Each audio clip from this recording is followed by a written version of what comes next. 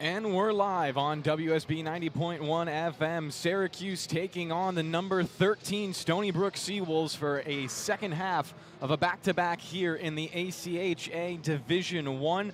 Stony Brook lost the first game 5-4 yesterday in overtime and are looking to bounce back against a familiar foe in the ACCHL. Formerly, these two teams played in the ESCHL, but a new league, a new dawn for both of these teams, and while the Seawolves have put together one of their best seasons in recent memory, it's been a while since they've been as high as number 13. Had a chance to go even higher last weekend, but they were swept by the number 1 Niagara Purple Eagles. Ultimately stayed at the same spot for 2 weeks in a row, are likely going to need a dominant victory today against the Orange in order to maintain that number 13 spot. One thing that does help them in the national rankings is the fact that yesterday was a loss in overtime. If you didn't know about the computer rankings over in the ACHA, overtime losses are now calculated the same way as regulation losses, and similarly, overtime wins do not mean the same thing as a regulation win. So, a good win today against Syracuse might keep Stony Brook at the number 13 spot. My name's Kevin Broderick. I'm going to be shortly joined by Anthony DeCoco, the editor over at the Statesman Stony Brook School paper. Make sure you go and read the game recap that will come out shortly today, written by Braden Daniello. Obviously, we'll include some insight from head coach Christopher Garofalo, as well as potentially assistant coach Andrew Vaglucci, spoken through by Chris Garofalo. Obviously, those two have become a tandem over the last couple of years. Vaglucci has started coaching most recently last season as the associate head coach, with Chris Garofalo taking over more of a general manager role for these Seawolves. And, well, he's put together a hell of a team this year. A couple of notable additions include Robert High, who came from Division III SUNY Cortland, as well as Matthew Anastasio, who came from Division III SUNY Brockport.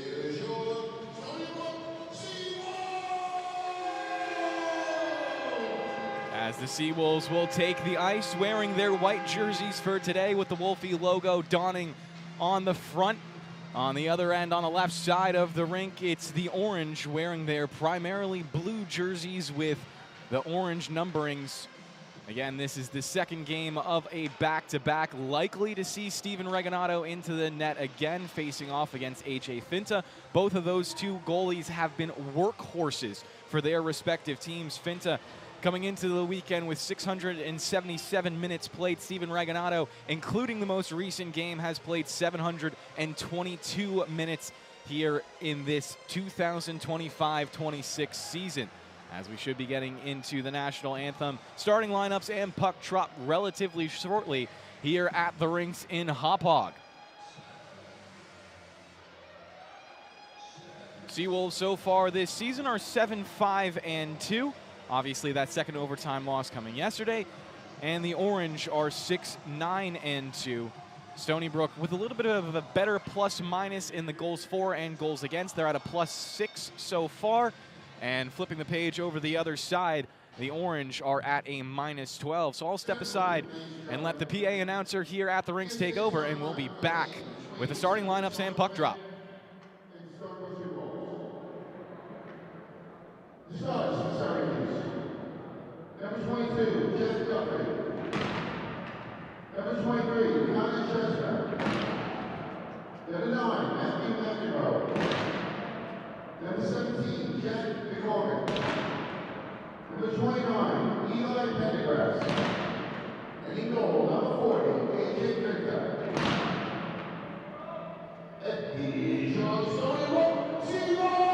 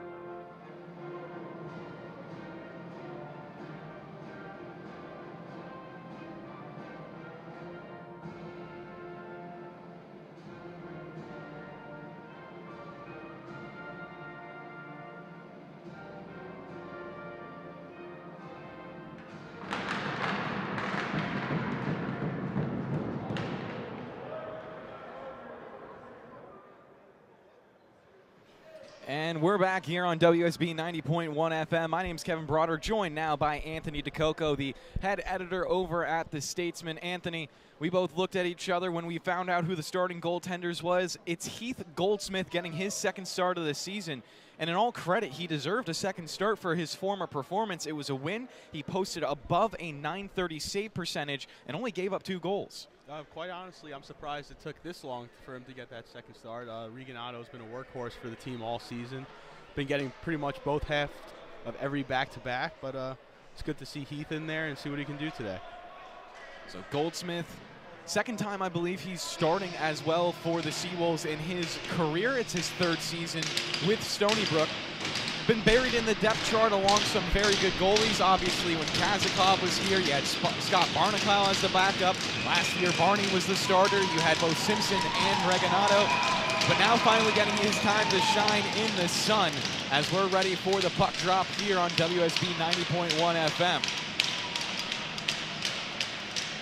Yeah, sometimes those injuries to those goalies, sometimes guys graduating, could be a blessing in disguise for these guys. Got to step up when your name's called. So Kormanek will win the face-off back to Trezera, wraps around in his own end, a D-to-D pass over to Kowalski, and he'll start to head up ice. We knew that Garrow was going to make a couple of line changes as we get a dump in and an offsides call against Stony Brook. Knew he was going to make a couple of line changes coming into today, but it looks like the Kormanek line is probably going to be the most different of all of them. Yeah, I mean, pretty much anybody who's playing alongside Will is going to produce. Kyle's been very good this year. The Stepney moving up, started the year on D, back to forward again. As we're going to get another quick whistle, 2 in the first 18 seconds played, and the puck will once again be dropped in Syracuse's zone. So Kormanek will get an O-zone draw, something that he's become a little bit of a specialist at. Yeah, I mean, when Will takes a face off, usually good things happen, whether it be, winning it back or doing his little push forward there and trying to get a net front crash. Yesterday when we saw the Kormanek line out, it was flanked by DeSaro as well as Dinopoli. This time it's Malik and Nestepany.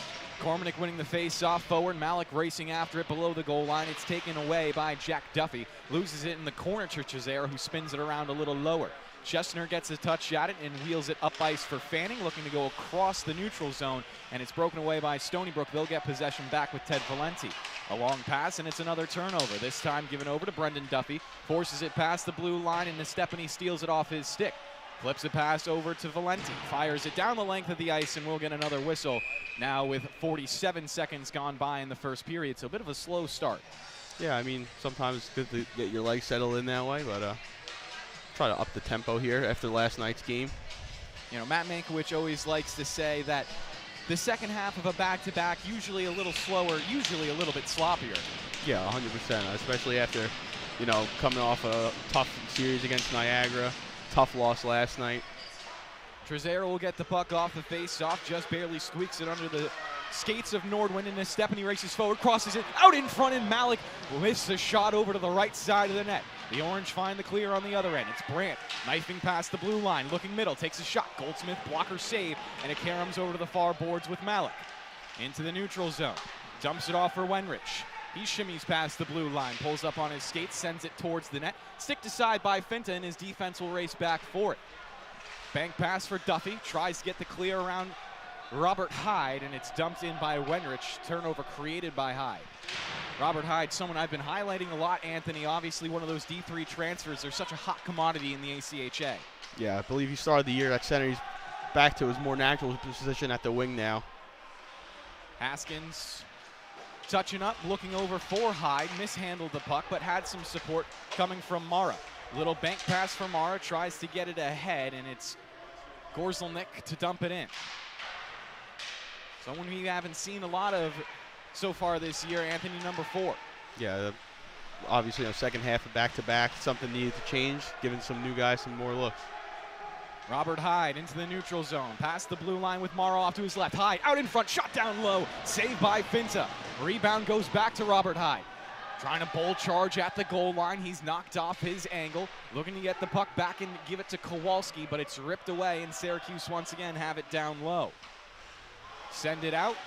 Poirier touches up, backhander denied by Cole. Someone who scored in yesterday's game, scored a big goal to tie it up in the third period at 4-4. DiNapoli looking to go over to Sember, taken away. And it's brought in by Cook. Into the left wing corner. Emery battling down low with Rugg. They wrap it around, and Wenrich steps in front of the pass.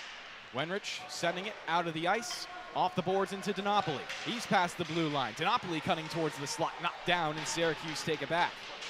Cameron Gaffney gets through a couple of checks, fades it off to the right with a pass to Carter Rugg, dumps it in. Back with Emery on the far boards. Rims it around for Rugg with passing options at the goal line, now hounded by Trezera as he'll pinch it into the right wing corner. Game tied 0-0 with 16:44 remaining in the first period. 10 Valenti will come out of the pack with the puck, trying to get it up to DiNapoli. Taps it back for Valenti, takes an awkward bounce and almost into the slot. Stony Brook find it, battle for it again, and Sember will get the clear. Slides it, Anastasio at the blue line. Good move as he gets it off to Trezera. Dips down low to the goal line, battling Nordwin, pressed into the boards, and now hounded by Carter Rugg as well. We get another battle in the left wing corner with about another 30 seconds gone by. Shots are 3-2 in favor of Syracuse early on. Valenti pitches it off the boards in the neutral zone, looking for Labos. Wasn't able to haul in the pass. Rims around, he goes to McCormick, turns it over. DeSaro, a shot saved by Finta. Spills up to the blue line, but not out. Here's Wenrich dancing in the left circle. Passing it off to Zaro, goes across the ring for Haskins. Spins it around on the backhand. Cooper Smith overskated it in the right wing corner, and Syracuse are able to find the clear. The Orange wheeling it up. Pendergrass gives it off McCormick, dumps it in. Pendergrass is F1 on the play. Nice little jockey right there with Haskins, joined down low by Peter Labos for the fight, but the Orange win it. Flip it up top, long shot. Fought off by Goldsmith. Rebound comes to the left circle. Stony Brook with one pass off to DeSaro, and he'll clear the zone. DeSaro with it again. Shakes up the boards. Looking to pass it to his left for Labos, taken away, and now dumped in by McEnroe. Off to the right wing corner. Haskins pokes it around. Kowalski pulls up on his skates, goes D-to-D again with Haskins. Time in his own zone. Long stretch pass will hit on the low ceiling here at the rinks, and we'll get another pause with 15:02 to play in the first period. Yeah, not too much going on here, but Stony Brook's had the bulk of the opportunities, had that really nice rush up ice by Hyde, that Finta turned away. DeSaro had that nice little stick lift that led to another shot, and then Malik just, that pass handcuffed him on that 2-on-1 there. So we'll see the Cormanick line go back out on the ice. First line against first line with Ben Brandt and his cronies flanking him on left and right. Kowalski at the goal line. Gets it past into Stephanie, taps it off McCormick with space in the neutral zone. Drags around one player, and then the captain, Chesner, picks his pocket, gets it off to the boards. Held alive by Malik, gives it back to Stephanie. Dancing off the wall, fires a pass over to Poirier. Skips around at the blue line. Poirier pressured by Fanning. Rims it around down low. Chesner gets the first touch, hit by Cormanick. Poked free from the puck, but Brent will skate onto it. Excuse me, that's Brandt. Brandt off to Brendan Duffy. Dumps it into the right wing corner. Brandt chasing after it first. Poked by Charles Poirier, but gets it back off for his team. Just barely past the blue line are Syracuse. And they'll have to touch up, giving Charles Poirier a little bit of time to make a decision. About 6 minutes gone by in the first period. Stony Brook, like Anthony said, with a majority of the opportunities early on, as the puck is once again knifed past the blue line by Mara. Gets it down low for Nakagawa, joined by Robert Hyde. It's a 2-on-2 battle at the goal line, and we're going to have a penalty upcoming on Stony Brook as Brown fell down to the ice. I believe we're going to get a slashing here, Anthony. Yeah, it definitely looked like a slash. Looked like he might have kind of speared him in the stomach there.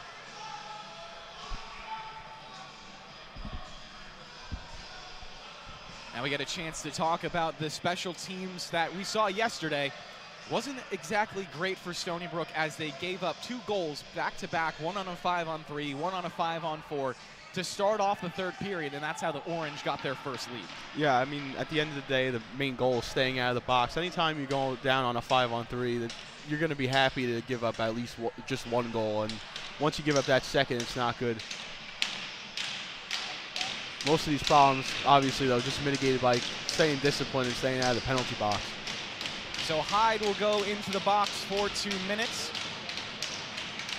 Cormanick, the captain, having a quick conversation with the referees. He won't take this draw as we'll go back over to the bench. Instead, it's RJ Sember on for the first PK unit. Stony Brook killing these 5-on-4s at a 73% clip this season. Face off, one off to the board. Trezera trying to fight for it. It's taken away by Brendan Duffy, rimmed around the boards by Valenti, and does clear the far point around Chesner. Important to kill off some early time. Yeah, it all starts with that face-off win by Sember there, too. Jack Duffy going up ice, leaves it behind for Brandt. Charging at Nestepany, slides it left for Chesner, found some trouble to get into the zone as Labos stepped up at the blue line, and now Syracuse will be called offside, so a good first 27 seconds for this Stony Brook penalty kill. Yeah, very strong start here. Wins that draw. Sember there, Valenti clears, and then they just stack the blue line, don't even allow the zone entry there for the Orange. One thing you definitely got to talk about is a lot of Stony Brook's goals yesterday came off defensive turnovers. If they can mitigate that, you imagine they won't give up much this game. Yeah, I mean, most of the time, a lot of mental errors here. Then obviously there was a couple of fluky goals there that Reganado probably wanted back. Chesner in his own zone, leaves it off for Jack Duffy, rolls it to his left with Brandt. Brandt shimmies past the blue line, off to the right circle, diving down low to the goal line. Angled off his line of attack by Wenrich, who couldn't clear the zone, but Labos on a second opportunity will tap it off for Nestepany with room in the neutral. Off to Labos again.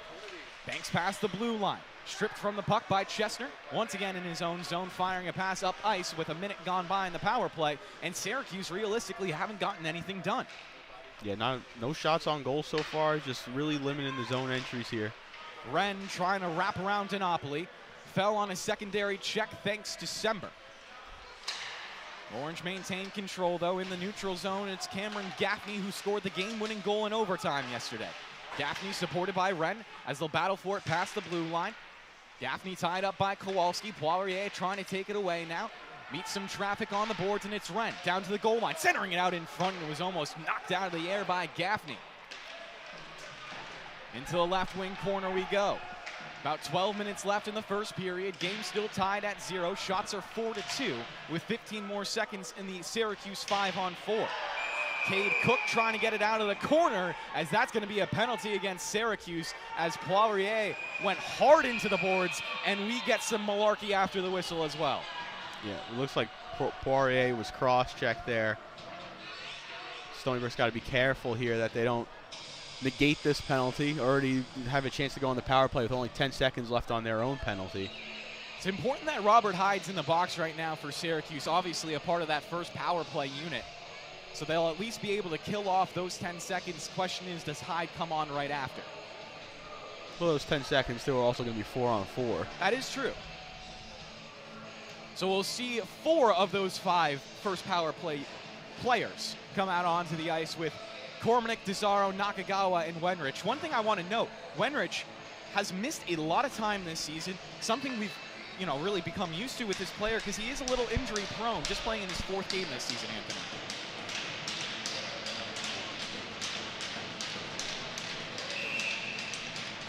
Wenrich, one of the many defensemen last year to get knocked out with a concussion. I believe Wenrich has played 14 games this season. I think he hasn't missed a game, actually. Has he not? The ACHA website lied to me then. Yeah, don't listen. You look at my stats. I keep it up to date. I'll look at your stats then, Anthony. Syracuse maintained control to start the 4v4. Now we're into the 5-on-4 with Robert Hyde out of the box. Justin Nakagawa down at the goal line. Starts to bring the puck forward himself. Checked by Cole. He'll drop it back and Stony Brook break it through the blue line. Wenrich with a lot of speed. Dips down low. Wrapping all the way around the rink on a solo mission. Swap spots with Hyde and he'll give it to Hyde. Zips it down low. Now Hyde gets it back. Bottom of the right circle. Off to Nakagawa. Shot saved by Finta. Spills down low. Centering feed again to Nakagawa. Couldn't pull the cord. Up to the high slot now with Wenrich. Dances left. Shot through traffic. Cormanek couldn't get a piece of it. Karam goes off to Hyde. Controls on his forehand. Sauces a pass to Wenrich. Down to the left circle. Tap to the middle. But it was intercepted by Cole. Desaro easily couldn't have an assist right there as someone ripped that shot, Anthony. Just missed the stick of Nakagawa in that bumper spot there. Justin Nakagawa, a small player, but he gets right in front, sending another pass off the near post. And that was dangerous, just as I was saying, Anthony. A small player, not afraid to get in front of the net. He does it right there and almost creates an assist. Nice play by Finta there to really pounce on that rebound. Otherwise, Hyde could have had an easy little tap in there, pulling that to his backhand. I believe the title for your article when you were profiling Justin Nakagawa is Size Can't Measure Heart. Something like that. Maybe height doesn't measure heart. Justin Nakagawa listed at 5'7". Second power play unit out there now. The face-off will be one to Poirier. Flips it up to the blue line with Haskins. Across from Stephanie, just barely fumbled it, and it goes past the blue line. Stony Brook have to reset with 40 seconds left in the power play. 0-0 still the score here at the rinks with 10:36 remaining in the first. Mara shifts up through the blue line, clutches down low with the puck. On the backhand, he rims it around the boards over for Sember. Back off. Down below the goal line. Cradling with control, Mara to Haskins, now high slot. Haskins shot with traffic, rebound, comes out in front, but not poked in by Anastasio. Follow-up shot saved by Finta on the far post, and now Stony Brook dish it out from below the goal line. Seawolf still with control, tapped in front, Anastasio, a shot goes wide again. Was leveled for his efforts. Stony Brook with so many opportunities. Poirier, left circle, dancing to the point, taps it off. Anastasio, rebound created in front, and Finta forced it off to the corner. That's going to be the power play over under 10 minutes remaining in the first. Haskins, a one-timer, saved again by Finta. Anastasio, a sweeping strike to try to take it away from Ren, who did force it around the boards, up to Poirier, but not out. Shifts around one check. Poirier now to the right circle, faking his shot, and stepping in front of it was Brown. Haskins from the left circle off the pass, no good. Another chance for Stony Brook to keep it alive. They cycle it down low, but Anastasio couldn't hold it in, reaches the near boards, and Haskins will battle for it now. Worked up and out finally by Brendan Duffy, and Syracuse somehow survive all of that, Anthony. You can't really ask for a better start for Stony Brook other than, putting the puck in the net so far. Yeah, and the score is still 0-0. A surprise that Stony Brook couldn't find one off that play. They'll create another turnover in the offensive end before Jack Duffy stepped in to take it back. We got a little bit of an exchange between Anastasio and Brown, and now Anastasio will forecheck Brown into the ice and take another penalty. Yeah, right there, that's exactly what I was talking about before. You have all the momentum going your way. Little scuffle there on the half wall, and then it results in a power play now for Syracuse. Talking to one of the mayors of Long Island hockey, as I like to call Travis Quigley. I talked to him at the beginning of the season about a couple of the transfers, and well, he said number 96, Matthew Anastasio, is going to start on the first line. He's going to score a lot of points at the beginning of the season, and then he's going to get slowly bumped down to the fourth line after he takes an excessive amount of penalties because he's that feisty of a guy. Once again, in the box is Anastasio, and Syracuse to the power play. Jack Duffy wins the face-off, gets it off to Chesner. They rotate it down low to Brendan Duffy. Back to the captain, Chesner. Flips to the blue line with Duffy. Just giving and going right now with Chester. Both defensemen playing on the top power play unit. Duffy fumbles at the blue line, and it goes past. Stony Brook's bench was quick to react, and they'll get the face-off they wanted in the neutral zone. Now, going back to Anastasio, too, we kind of saw that with his brother Frankie, who was playing here. He was a bit of a spark plug himself, good penalty killer, but he knew when to mix it up. You got to give Anastasio credit, though, for being a great player. Another one of those D3 transfers coming over from Brockport. So far this season has 7 points in his 12 games played, 13 counting tonight. Stony Brook forcing a turnover in the neutral zone. The captain, Cormack, skates onto it. Angled off his line of attack by Chesner and taken back by Brendan Duffy. Leads it ahead for Brandt. Fumbles through his skates, but has Brendan Duffy to break past the blue line, but not before he was called offsides again. So about 40 seconds killed off in the 5-on-4. Game still tied at 0. Yeah, really sloppy power plays so far for Syracuse. Just not getting that effective zone entry. No time to set up or get anything going in the offensive zone. So Syracuse will send off their first 5 on the power play, bring in their second. Ren to take the face-off, trying to win it over to Cook, but it's forced ahead by Labos. Exchanges hands a couple more times, and now Ren will power through. Shot from the left circle, popped out of play by Goldsmith, and he gets it tapped from Wenrich for that one. Really nice stop there by Goldsmith, not only to stop that chance on that little mini 2-on-1, but also punch it out of play. Heath Goldsmith, one of the rare non-New York players on this Stony Brook team, coming from Nevada of all places. Undersized, but he takes up a lot of that net. He's been very good in his few appearances here. Brendan Duffy off the face-off, flips it up high for Carter Rugg, sauces it to the blue line. It's Nordwin, straight away a shot. It's not saved down low by Goldsmith, excuse me. Forced down to the zone now as Nordwin will go on a skate back for it. Finta will hold it up below his own goal line. Syracuse with 50 seconds left in the power play.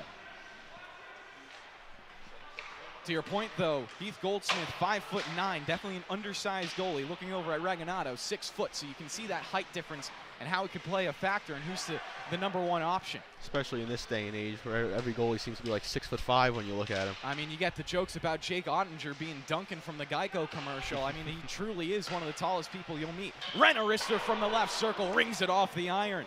23 seconds left as the Orange are starting to look a little dangerous in this power play. Up to Nordwin as well. Walks left at the blue line. Passes left to Wren. Another shot, and it's gloved by the leather of Heath Goldsmith. Nice little sequence there by Goldsmith after letting that shot go off the post. Important for him with his size to get out to the top of the blue paint, which he's been doing well so far. And to follow up on that, not only is it important for him to get to the top of the blue paint, it's important for his defensemen to allow him to have that space. He can't let anyone get into the kitchen of Goldsmith or he'll start struggling very quickly. And it's a good thing that they have the biggest guy in the ice with Will Kormanick taking this face-off. Kormanick not going to win it. Goes back to the blue line, wrong wrister from Chabati. Saved by Goldsmith, it caroms off to the corner, and Stony Brook win a 50-50 battle. Kowalski trying to get the clear, pass off to Nestepany. He'll dip below his own goal line to look for passing options. Sauces it back to Kowalski. Looking up ice as the 5-on-4 is over. Stony Brook back to even strength, and it's caromed around the boards by Nestepany. Malik first in on the forecheck. Instant pressure on Chabati. Nice quick pass, and it gets off to Brendan Duffy with room up ice. Duffy slides it ahead, and it's dumped in by Syracuse as they take a couple of hits at the far boards. Puck is retained there and finally played out. Linesman in the middle of that one, too. Linesman has been getting a lot of pressure, a lot of hits over the last 2 days, Anthony. We might have to check on him to see if he's okay. Centering pass was denied by Goldsmith, and the net will come off its moorings, and Goldsmith will do a little cat-cow action in the net. A yoga pose for you, those unaware of what a cat-cow is. Thank you for specifying. No problem. Because that can be confusing if you don't know what it is. I had no idea what you were talking about. It's okay, Anthony. I'm not very flexible either. It's just my mom's a yoga teacher. One of the rare days, Ant, where there's 3 different media outlets covering this game. Yeah, it's a little more crowded up here than usual. The Long Island Sports Network, obviously us here on WUSB, as well as Syracuse Radio Hockey, coming all the way from Syracuse, New York for this. Nestepany racing forward with a one-on-one, has Jack Duffy in front of him. Pulls it between the legs as he tries to power to the goal line. Duffy forces him off the angle, and the puck is contained on the boards. Kormanick comes in for the fight, popped off his stick, and now Syracuse will clear thanks to McCormick. Long wrister from Valenti, gloved down by Finta, leaves it off for Chester, rotates it to Duffy, and it's tapped out of the zone by the Orange. Cooper Smith on a skate back for it, joined by Ted Valenti, who will pull up with possession. Banks it around Wren. Up to Labos, goes off the boards again into the offensive end. DeSaro pulling up on the skates in the left wing corner, takes a hit from behind by Chestnut. DeSaro still battling for it with 5:30 left in the first period. Shots are 9-7 in favor of Syracuse. A pass from Trezera across to Valenti as we have a delayed penalty. Stony Brook battled to keep possession. A shot now should be touched up, but Malik wins the foot race. Puts it around the boards. Valenti still battling for it, and it's finally taken away by the captain, Chestner, and we'll go to our second Stony Brook power play of the first period. Let's see if Stony Brook can build off that success that they had on the first unit, move the puck around really well, just couldn't find the back of the net. Seems like that they, the way they've played so far, they kind of deserve to be up 1-0 at least coming into the second intermission, into the first intermission, excuse me. So it'd be important to kind of take that momentum here. You never need to be excused, Anthony. Thank you, Kevin. You're perfect. I appreciate that. Mara will take the face-off from the left circle, so it's the second power play unit to start it off, mainly because they had such a good shift on the first opportunity. Haskins up to the slot, looking for Poirier. Fans on the pass a little bit, as Nordwin will now tie the puck up in the left wing corner. Stony Brook sent 3 instantly to try to swarm and break it out, but already 15 seconds have ticked by, and we'll get another penalty. I think this is going to go on the French-Canadian Charles Poirier, and he'll go off to the box. Yeah, another backbreaker, just kind of, you know, again, taking all that momentum. Oh, it looks like it's on Mara. Mara's in the box right now. So Poirier was just going up to try to support his teammate, arguing with the referee. It's going to be an interference call. And it's going to be, again, Anastasio going off to the box, Mara going back to his bench. So it might be on number 96. Second power play, or second penalty, I should say, that Anastasio has taken already. Like we said, he gets a little feisty out there. It's a little feisty. got the Italian in him. What can you say? Face-off dropped in the offensive end as Heath Goldsmith will make a quick save on a shot from Nordwin. Spills off to the boards, and the Orange hold the zone. Long wrister from Brendan Duffy. Rims out in front for Brandt, but couldn't pull the cord on the backhand. Nice stick lift there by Wenwick to prevent that try. Puck goes high off the boards, down below the goal line. Once again, Syracuse battle for it and keep it in. Nordwin in the right circle, sends it out in front. Duffy on a backhand was shut down by Goldsmith. Off to the far corner and cleared out now by the Seawolves. Still have a $1:11 in the 4-on-4 before the Orange get a short power play. Labos in the offensive end, room to shoot, saved by Finta, and he gives it right off to Brown on the deflection. Brown goes across the rink for Nordwin. The Orange build their attack north. It's Brandt trying to wrap around Wenrich, angled well off the puck, and now Wenrich rims it around the boards on his backhand off to Labos. Racing in off the bench was Cook, and he'll hold the zone. Another dump in from Syracuse. Wenrich now with time as the Orange went for a change. Finds some space on the left wing. Wenrich nutmegs one in on net. It's speared away from Finta. Good save from the goalkeeper, even though there wasn't really a shot for him to do anything with. That's a nice play by Wenrich to take that up ice, though. I mean, he had a long shift out there, too. Anastasio seeing a play on the ice. One of his players got tripped up. It was Mara, and he instantly goes off after one of the officials trying to get a penalty for his team. Wren up the near boards. Tips it into the offensive end, pulls around and gives it up high for Von Tersch. Von Tersch looking for a pass out in front. Cato just deflected it wide. Syracuse almost made it 1-0. The 4-on-4 will expire as Stony Brook get one more break up the ice. Here's Poirier into the slot. On the backhand, couldn't lift it past Finta, who made a save with his glove.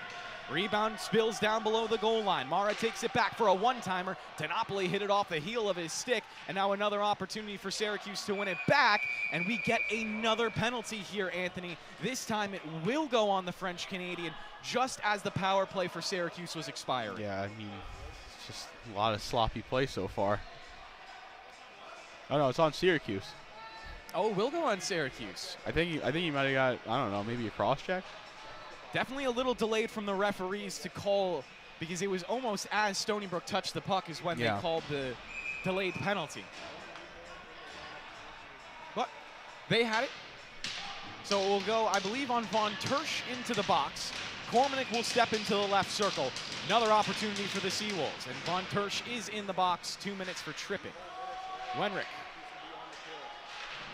at the near boards. Spins it around to the opposite side for Hyde. Rotates it up Nakagawa. Pass back down the wall, intercepted by Brown, and he'll take a skate to the neutral zone. Pulls up at the red line, looking for passing options, and will just send it the length of the ice to kill off some more time. Down to 2:30 in the first period. Score is still at 0-0, and a $1:30 left in the 5-on-4 for Stony Brook. Wenrich, again with the puck, fades right, past the blue line.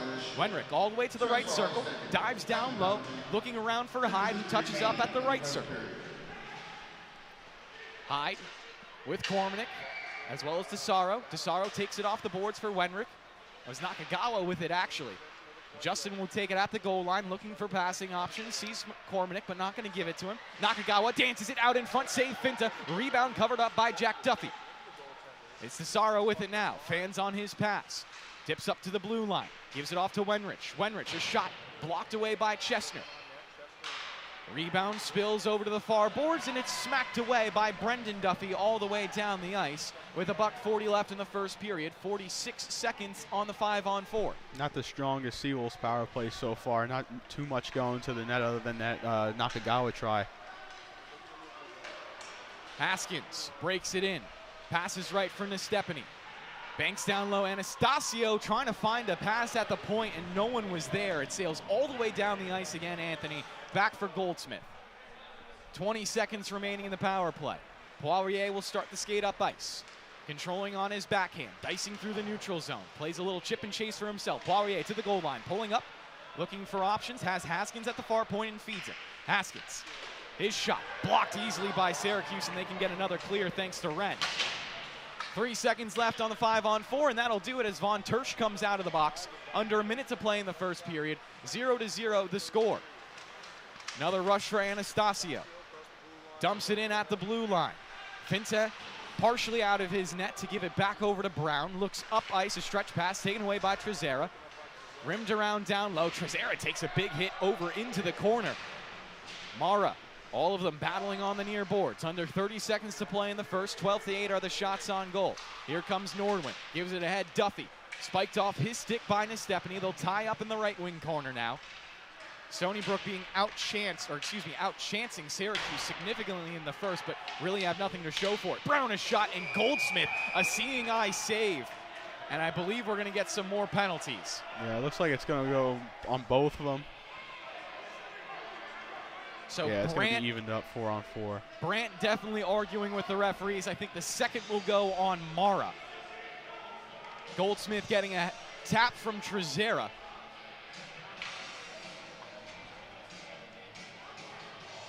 So Brandt will skate off to the box. Is it a Stony Brook power? And it's going to be a it's Stony a Brook power play. I thought he pointed at both of them, sending them away, but I guess not. It definitely looked like he pointed twice. I'll stand by you on that one, Anthony.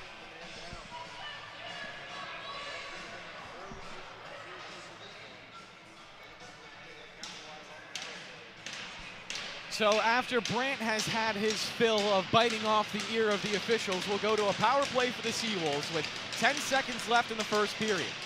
Kormanek on an important left circle draw. Trying to win it back, gets it off to Saro. Instantly swipes it over for Nakagawa. Back to Desaro, dancing down the high. Slaughter shot, it deflects wide over to the right. And that should do it for the period, as Syracuse will find one more clear and will go scoreless after the first 20.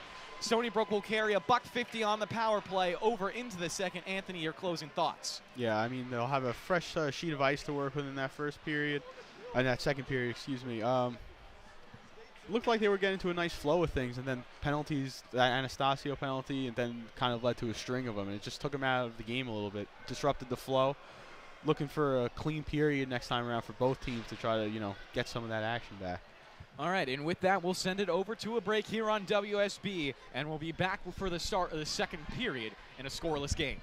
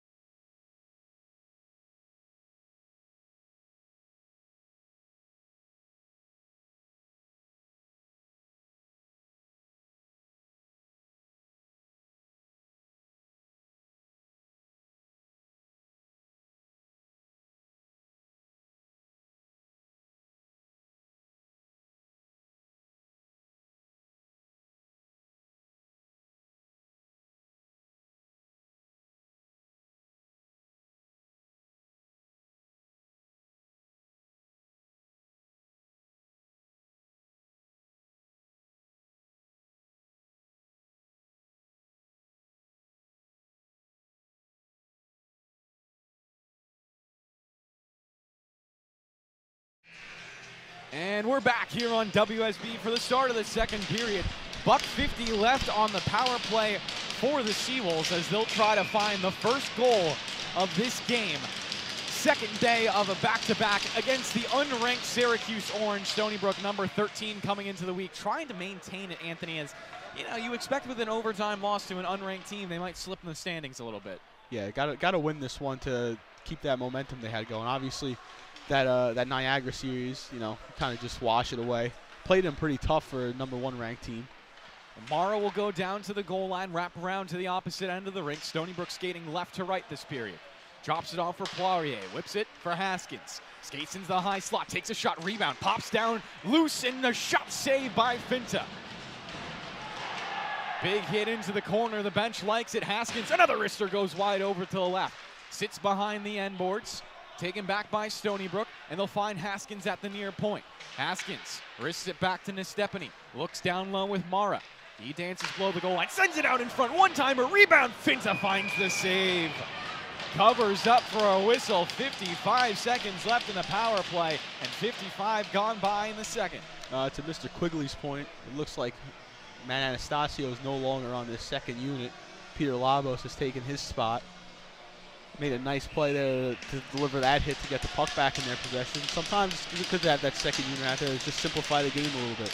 Obviously, the point that Anthony is alluding to, Travis Quigley told me at the beginning of the season that Anastasio has all the talent in the world to be a top-line player, but the attitude might get in his way a couple of times. Labos down at the goal line again, dicing it up, sends it. Poirier, sharp angle, shot save Finta. Rebound comes into the blue paint, taken by Brown and wristed out of the zone. Haskins will go back to his own end to touch it up, and the Syracuse Orange will get some changes. And said they're actually going to keep the entire unit out the same, Anthony. A little bit of trust right here with some tired legs. Yeah, it's pretty surprising. Nordwin battling forward in the left wing corner. Pops it over to Wren, has Brown to pass it off to, but doesn't. Nestepany, a takeaway out in front. Shot saved by Finta. It was a tap-in attempt from Malik, but just couldn't find the hole.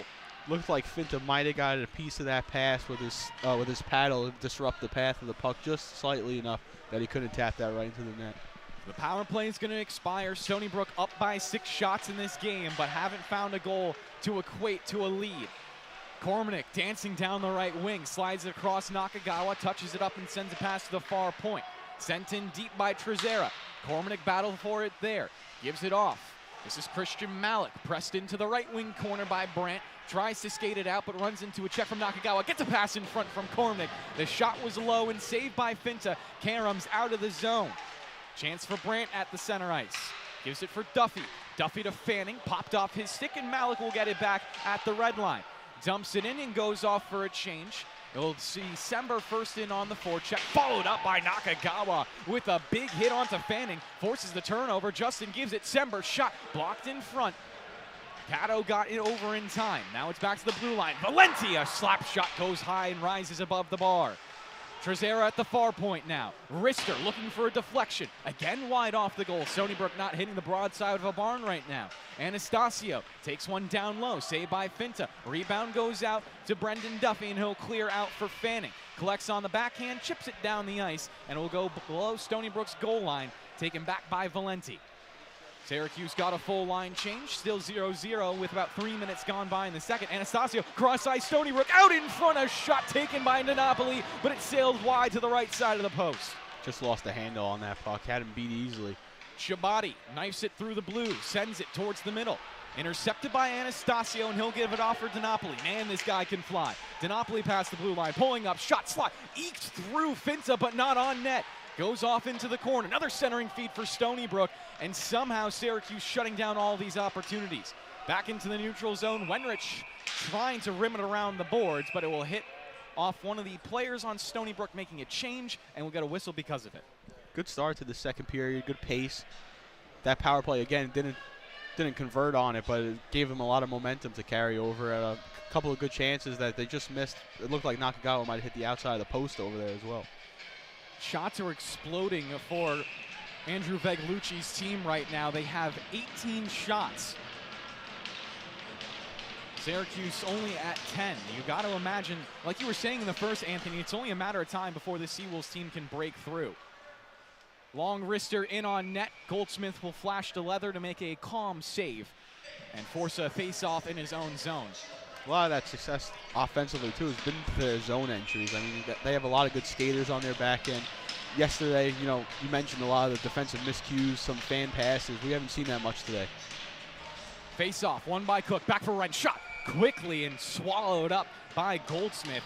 Got dropped in the butterfly at the drop of a dime in order to make that one. And we'll get a forward change for the Seawolves, bringing out their fourth line. I've been really impressed with Goldsmith's rebound control today.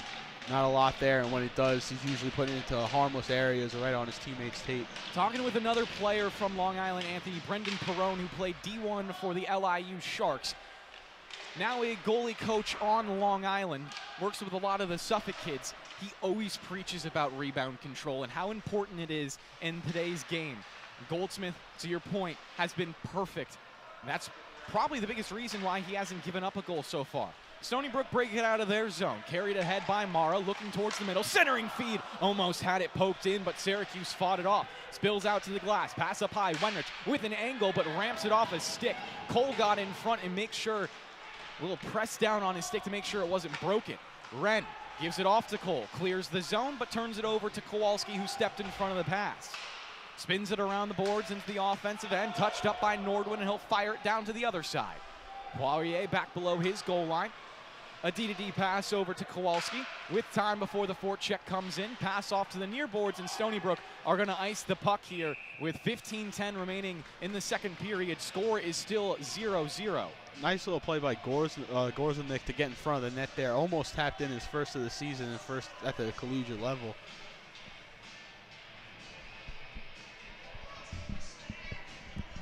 So Hyde, Gorzelnik, and Mara will stay on the ice. Mara had a very good game yesterday, Anthony. A goal and an assist. Most points on his team. The Massapequa, New York native. Lorenzo Mara has been kind of a very big piece for this team. I know before the season started, with losing Nick Newman and James Kazicki, we were a bit concerned about where their center depth was going to stand behind Kormanek, and he's really left no questions asked about that second-line center role. Obviously, that takes a lot of pressure off of Robert Hyde, who started as that second-line center, now getting to play his more natural position at wing. That's where he was playing at SUNY Brockport, as Hyde will accidentally commit an icing. He thought he was able to tip the puck in off a Syracuse stick, but the referees disagree, so go back down to the Seawolves zone for another face-off. 5:20 gone by in the second period. Will we reach halfway in this game without a score? And Anthony, I do have to correct it. Referees did agree with Hyde that it wasn't an icing, so the makeup call will go to center ice. Yeah, big for Stony Brook there. Those guys were on the ice for quite a bit. Iced the puck just before that as well. So out comes the new line, headed by Sember. Another one of those centers, to your point, that we didn't really know about coming into the season, but has been solid in a bottom six role. Yeah, Justin Nakagawa had very high praise for him coming into the season. Called him a hard-working bull, I believe, was the exact term that he used. Said he's very similar to Nate Legret. And that comes from a very hard-working bull. Wrapped out in front, they score! Syracuse find the first, and it's Ben Brandt, the Victoria, British Columbia native. One of the few Canadians on the ice, and it feels fitting for him to break this. And Anthony, I got the answer to my question if we weren't going to get a goal before halfway gone by. 1-0 Syracuse. Tough play for Stony Brook there. Just kind of allowed him to curl right out of the corner, right into the premium real estate in that low slot, you know, and not much Goldsmith can do there. Kind of came in unchecked. Not exactly a defensive turnover, but definitely a defensive lapse from the Seawolves. That's usually what costs them. They don't allow any really hard worked for goals to go in, which is such a praise for your defense, but got to do the small things as well, Anthony. Yeah, at the end of the day, mental errors sometimes cost this team more so than talent or skill, whatever it may be. Fanning down in the left wing corner in the offensive end, slides it off. Duffy looking to get it out in front. Brandt was poking at it, but Stony Brook were able to tie up his stick, and Trezera will now head man out of the zone. Trezera dancing off to the right wing, banks it in off the glass, takes a hit from Chestner. It's down low for Jack Duffy. Twirls it around the boards. Kormanek trying to hold his own. Pops a pass off to Trezera. Whacks at it, but it's interrupted. Goes off to the near board. Syracuse can't clear it. Malik trying to dance on the goal line was bumped away. He'll pass it up to Haskins with some range. Haskins slides. Wenrich, left circle. Circles it around the boards again. Syracuse send bodies to the puck. Hold it along the right wing corner. Pitched out now. Now Chesner has a chance to give it to Duffy. Goes underneath his stick out of the zone, and Stony Brook take it back for another dump in. Good response so far after that goal, getting some offensive zone possession. Fanning at his own blue line. Checked by Labos. Puck taken away, but Brent comes in for it. Excuse me, that's Brant. Brant committing a turnover. Labos with the sorrow in the slot. Miscue on the pass, but Cooper Smith from the right circle now. A nice shot. Finta makes a save with his blocker, deflects out of play. 7 minutes gone by in the second. 1-0 to score in favor of Syracuse. Nice play there by Labos to strip him of the puck at their offensive blue line there. Then Cooper Smith kind of saves the day, coming in late. Almost has that, thought he had that top left corner picked out, but a nice stop by Finta with his blocker.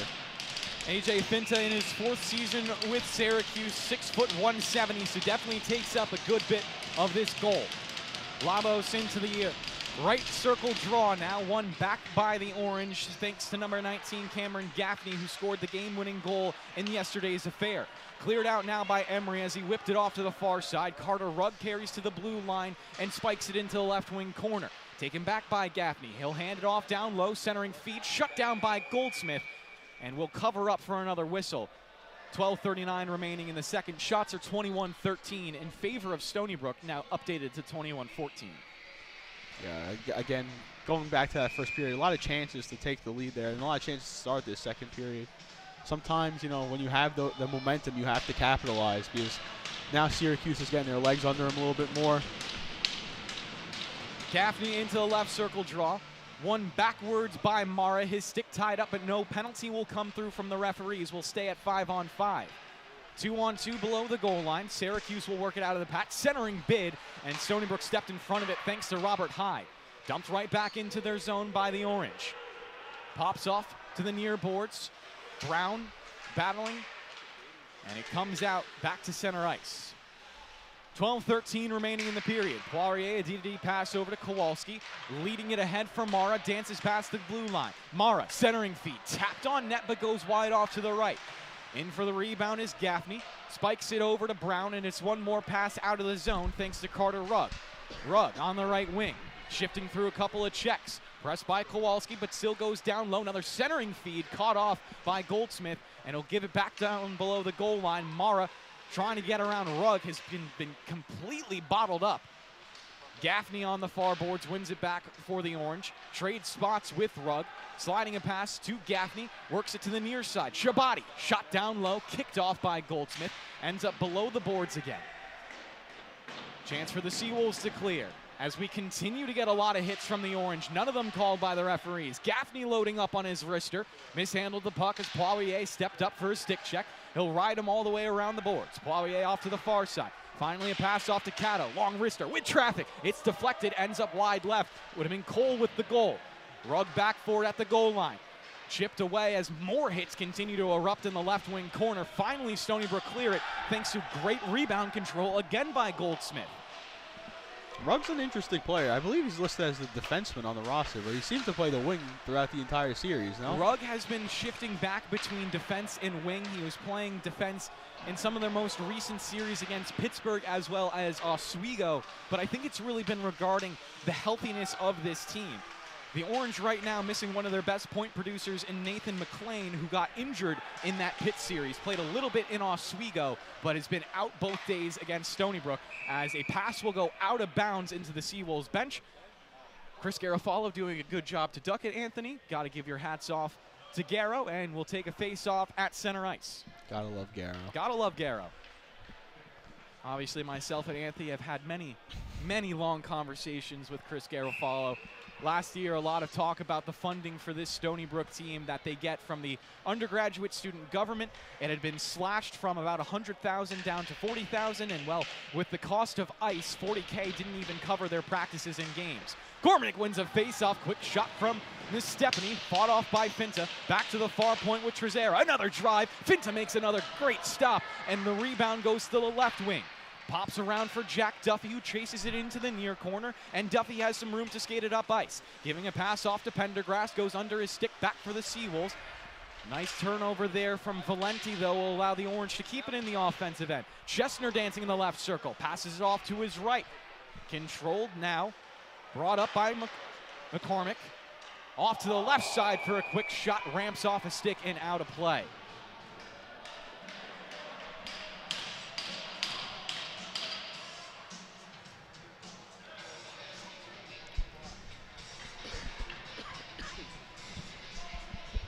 So the Seawolves will make a change with the stop. Halfway gone by in the second period. Shots are 22-17. The Orange, after that goal, Anthony, definitely evening this game up. Yeah, like I said, got their legs out back under them and really kind of taking it to Stony Brook at this point. Brown will twirl it around the boards. Pendergrass down low, battling forward in the right wing. Has McCormick to come and help him. Nordwin a drive from the far point, again deflects out of play, and will do the same thing in the offensive end for Syracuse. Things haven't been as easy for Stony Brook here with their zone entries too. Now Syracuse dominating a lot of the face-offs here, hemming the Stony Brook into their own zone with these possessions. Sember against Brandt for this draw, so it's the top line out for Syracuse, and Brandt the lone goal scorer in this game as the Orange lead 1-0. High flip will go out back into Syracuse's defensive end as they try to fire it down the length of the ice. Wenrich back to chase for it, but will force an icing as Chris Fanning was a couple of strides behind. Pace in this game is coming to a very drastic halt right now. Lot of whistles. A lot of deflections into the netting. To Anthony's point, that might help Stony Brook try to ease back into the game, take a quick breath, get some more changes. Anything to slow that momentum just a little bit.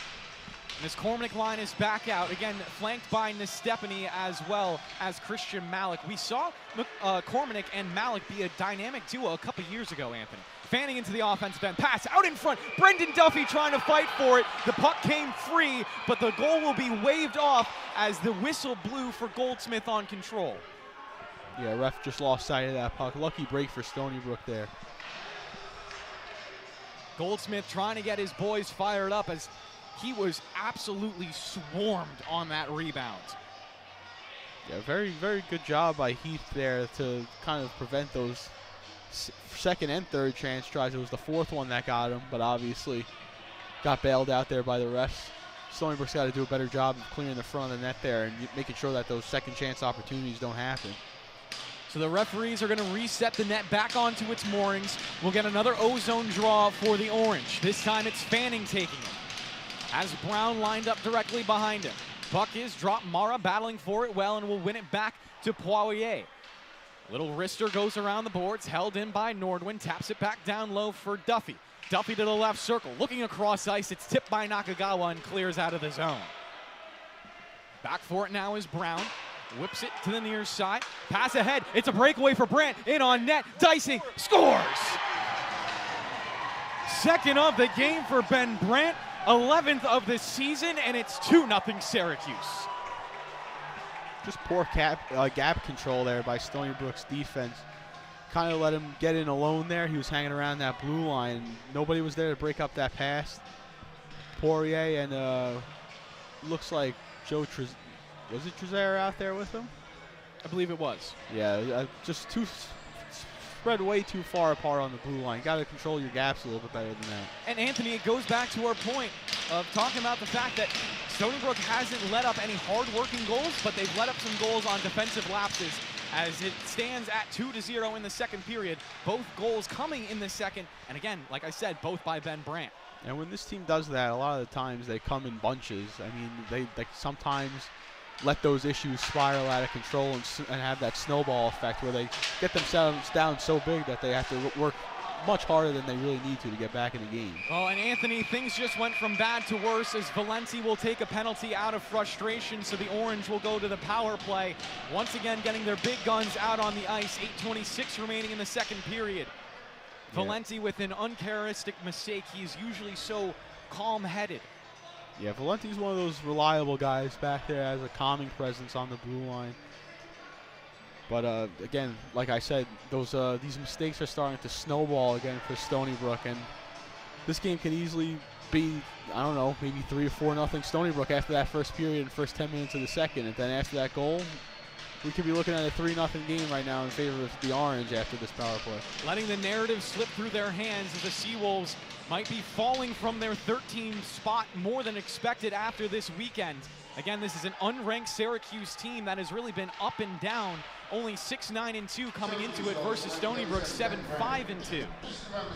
Seawolves will find an instant clear. Again, this is the period of the long change, so they got to get their players on and off as fast as possible. Jack Duffy quarterbacking the power play. Checked from behind by Nakagawa, slides the puck past the blue line. Down below the goal line, pops it back up top for Brandt, works it to Jack Duffy. Back to Brandt, high slot, Cormanek getting in his way. Fades off to the right circle, Brandt pulling up on his skates, Nakagawa in front of him now. Gives it to Duffy, tapped around, Chesner. Chesner on the backhand, can't do a lot. Getting kept to the perimeter right now. Chesner up top again, Duffy loading up his cannon, shot, down low, tipped. Heath Goldsmith got on top of it, puck still loose, and will get there for the save. As we have a lot of pushing and shoving, I have a feeling we're gonna get at least one more penalty on this, George, Anthony. That was the most disrespectful thing you've ever said to me. I'm sorry. George is here. Unfortunately. As the referees untangle these bodies like the bottom of a rugby scrum. Again, you hope that Goldsmith, who was on the bottom of all of that, is okay. That's a very dangerous thing, underratedly dangerous thing for these goaltenders. You got to think about where your head's positioned as a goaltender. You're kind of hunched over. Someone knocks on the back of your head. That's a neck injury very quickly. Looks like they're just going to let him play and call no harm, no foul on that play. There was a bunch of, chaos going on for both sides. So Wenrick definitely getting away with a cross check there. Someone's going to wake up in the morning with an ugly scar and nothing to really show for it. But the Syracuse Orange back to another O-zone draw. A minute gone by in the power play, and Stony Brook will find another clear off the near boards. And lost in the shuffle in that. Great job by Goldsmith to really lock down that bottom part of the net and not let anything through him there. Nordwin rolls the puck left for Wren. Knifes it past the blue line. Wren now pulling up on the near boards, is forced almost into a turnover, but it barely takes the deflection back to a friendly stick in Cook. Back to Wren in the left circle. His shot deflects off Poirier and wide of the goal. Rebound goes all the way around for Rugg. Carries it to the near boards for Wren again. Has had a lot of touches on this power play. Knocked down by Poirier, but not before he got the pass off to Cormanek. Wren slides it right. Nordwin back to Wren. Gives it down low. Cook at the goal line. Cook trying to jam it out in front. Has it poked off his stick. Sember couldn't find the clear, and it's back for McCormick in the left wing corner. Cook having his skates tied up by Poirier. Very good with his stick is the French Canadian. Orange looking for one more centering feed. Slid entirely through the slot. Power play is over. Back to 5-on-5. McCormick, with one more opportunity as Cormanek came off the bench to try to find the clear for the Seawolves. McCormick again keeping it in. Here's an odd man. Cormanek eventually forcing it free. Shot saved by Finta. Rebound control, kicks it off to Wren. Up to Cook, and he'll dump into the zone. Takes some punishment for Haskins. Goldsmith wanted an icing but won't get one. Wenrick trying to skate it out as the Orange were going for a change. Wenrick up to the blue line, called offsides as the Zara went ahead a little too early. 15 minutes almost ticking by. It's officially 14-11 gone by. Shots are 23-22. Syracuse have almost evened that up. Doesn't really matter, though, because they're up 2-0. Looked like on that offside there, Sara was kind of expecting Wenrick to dump it in and get to work. Might have been better off doing that. Simplify the game and get back to your basics right now. Shabani Adididi pass to Cato, sends it ahead, and it will be tipped into the offensive end by McCormick. On a long shift is McCormick. Cato now in the right circle, trying to jip around Cormanek. Twists it around the boards for Haskins. Pressed off the puck, and Syracuse hold the zone. Shabani again, high slot, looking for a tip, and Goldsmith once again makes a seeing eye save. 23-23 are the shots, and Stony Brook, the worse for it, still no goal. Looks like their defense is starting to get worn out by the Syracuse's forecheck here a little bit. We're seeing some of those turnovers at the blue line again, and missed passes back there. Both teams getting a time to make a change. Mara will step in for the draw.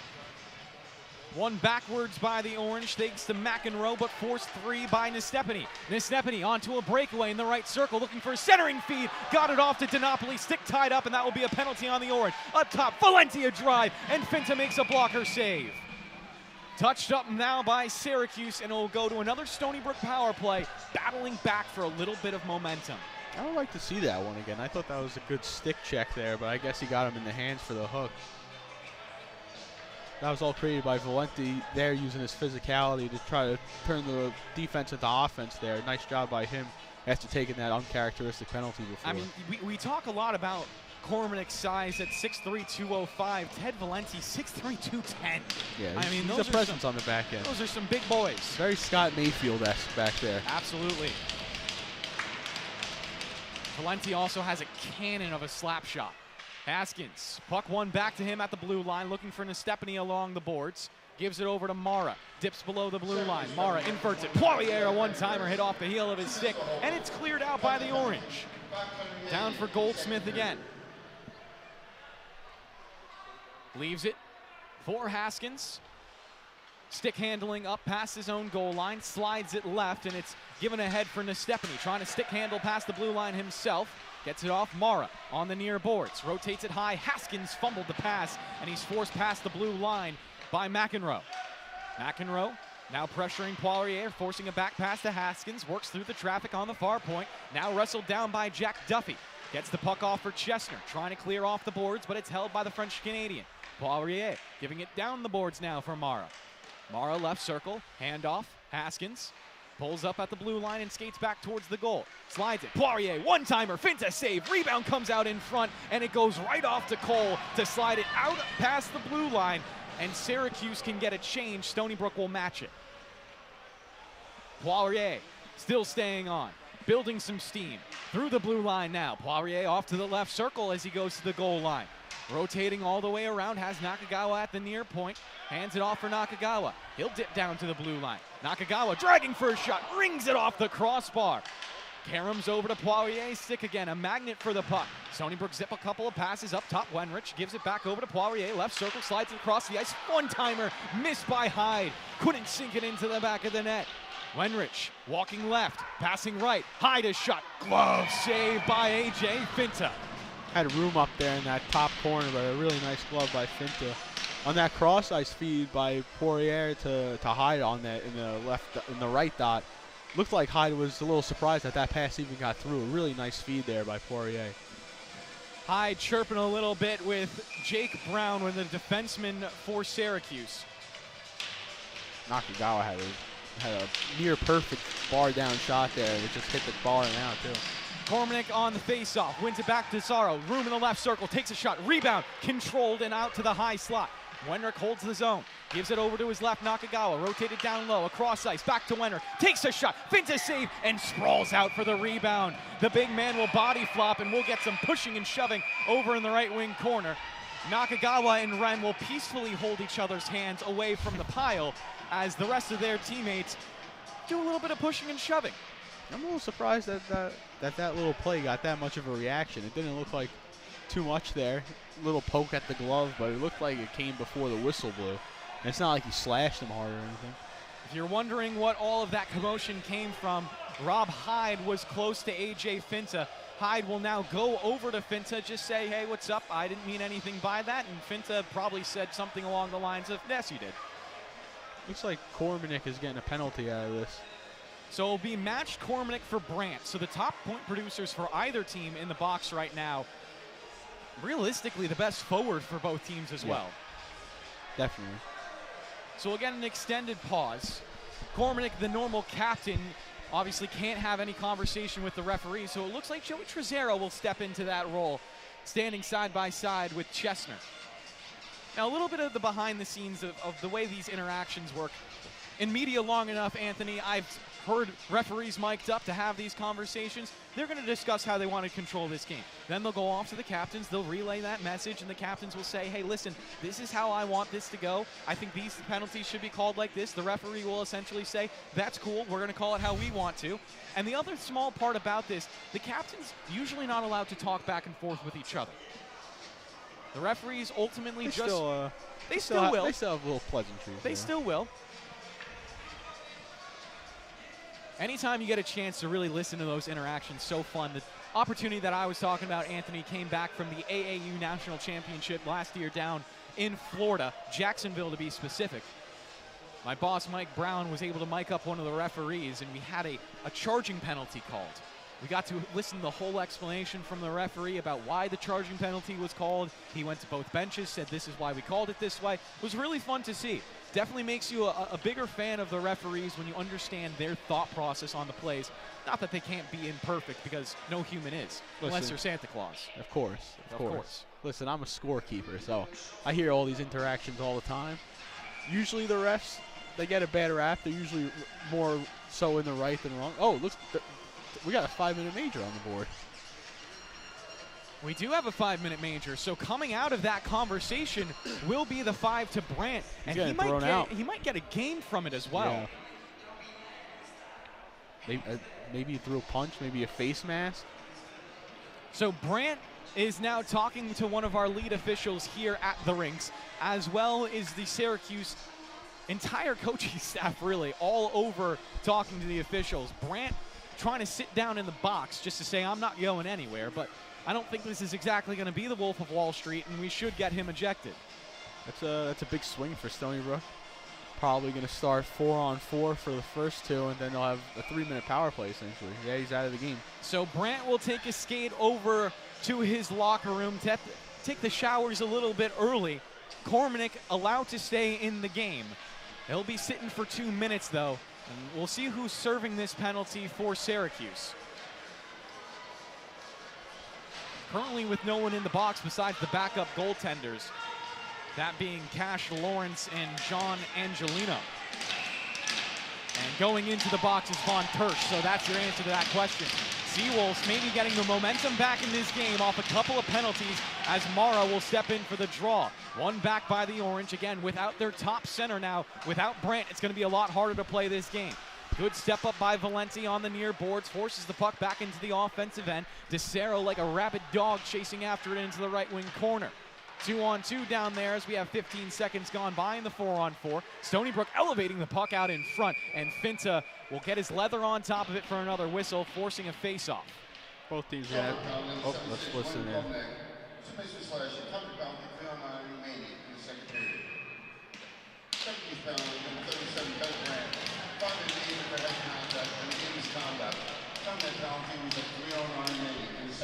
So got it from the PA announcer. That's a 5-minute in a game for head contact as the Orange will get a shot in transition from Rugg, covered up by Goldsmith.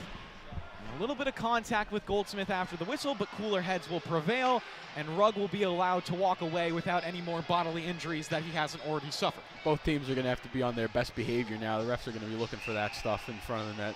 Just going to have to try to control this game. I believe Brant's he gets disqualified for a game now as well for their next one with getting thrown out, if I'm correct. Unfortunate loss for the Orange. They'll win a face-off in the O-zone. It's Brown at the blue line. Wrists it down the boards, and it's taken away by Poirier. Cut off by Cook, so he couldn't find the clear. As the puck will pop around, Stony Brook look like they'll get it back with Nestepany at the goal line. We use the goal as a little bit of a shield from Cook. Gives it to Kowalski. Now Nestepany gets it back. Across the ice. Went underneath the stick of Labos, but will be able to control, obviously, lots of open ice for both of these teams to work with. Labos dicing it past the blue line, looking to go all the way out into the slot, gets the shot off weakly, so Finta is able to make an easy save. On the back end of the play, Nordwin and Labos went down for a spill. Both of those players will get right back up without exchanging any words. 4-on-4 for another 56 seconds. Game is 2-0 in favor of the Orange. Yeah, there was a little initial cross-check there, but there's going to be no more retaliations after that one. Yeah. Labos swings it back. Poirier into the slot. Slides a path left for Kowalski, looking for Labos on the near side. Had it and popped off his stick. Turnover. Poirier down low. Labos, a shot robbed away from Finta. Syracuse trying to battle it up the near boards. Wren takes a lot of punishment but does clear the zone, and it will be iced now by Syracuse. back to the offensive end, and Stony Brook can make a change. That was a terrific pinch by Poirier to keep that puck in the zone and create that opportunity for Labos. He's just such an outstanding skater. I mean, obviously all these guys are talented, but at this level, there are a few guys that stand out skating-wise, and the way he walks the blue line and controls it back there, it's just it's marvel to watch. Since he's Canadian, Anthony, they make skate sizes smaller in Canada, so they're skating for an extra year compared to the kids coming out of the United States. So the edge work is that much smoother because of it. QMJHL draft pick. Absolutely. Anastasio breaks through the blue, gives it off for Malik, taking a magical journey below the goal line and trying to keep possession with it as he's hounded by Nordwin. Pressed by Wren as well. Somehow slides the puck to the aforementioned Poirier. Pressed by Cook from behind, gives it off to Malik. Now to the high slot with Anastasio. Fades back towards the blue line, passing down low. Wenrich trying to tap it out in front, gets his own rebound. Another shot, and Finta makes the save. Anastasio couldn't get it off before Finta was on top of it, and the net minder for the Orange continues to impress. Yeah, AJ Finta's having a very strong game back there. Much like Goldsmith, not too many rebounds given up, just really controlling the game. I would have liked to have seen Anastasio bump that pass to Kowalski a little bit sooner there. He looked like he was calling for it in the circle. Had a good shot there. Stony Brook into the 5-on-4, and it's Cormanick barreling forward on the faceoff for a shot. Saved by Finta, but that's exactly what Will can do off these ozone draws. We saw him score a couple of times like that last year. And one more thing I want to point out, that's something that Veglucci was able to add to his game. Yeah, Andrew's he's such a big impact back there. He's so important to this team. Veglucci, the associate head coach, joining the Seawolves in the 2023-24 season. As the puck will be cleared all the way out into Stony Brook's zone. Skates will tie up as it's held against the boards for like about 10 seconds before it finally ekes free. 2.5 minutes gone by in the 5-minute major, so Stony Brook still have plenty of time, but only 40 seconds left in the second period. Cormanick, rabid for the puck. Squeaks it off for Nakagawa. Can't get clean control as he's once again pinched along the boards in another 50-50 battle. Kicks it to Cormanick, another pass to Nakagawa, centering feed to Sorrow. Couldn't rip the shot through a sea of blue shirts. Robert Hyde at the blue line, flips a pass over to Nakagawa, left circle, dancing towards the slot. His shot once again blockered aside. Karam's off to the boards. Stony Brook with 12 seconds left in the period. DeSaro takes it away, up high for Wenrick with options. Wenrick over to Hyde, 5 seconds. Hyde to Wenrick again, high slot, looking for a shot, deflected aside. DeSaro, a backhander, lifted above the bar, and we'll go out of this second period. 2-0 for Syracuse. 1:51 of a 5-minute major remaining for the Seawolves to start the final 20 minutes of regulation. So far, they just have not been able to capitalize on their power plays. It's starting with another $150 try, just like they did in that second period there.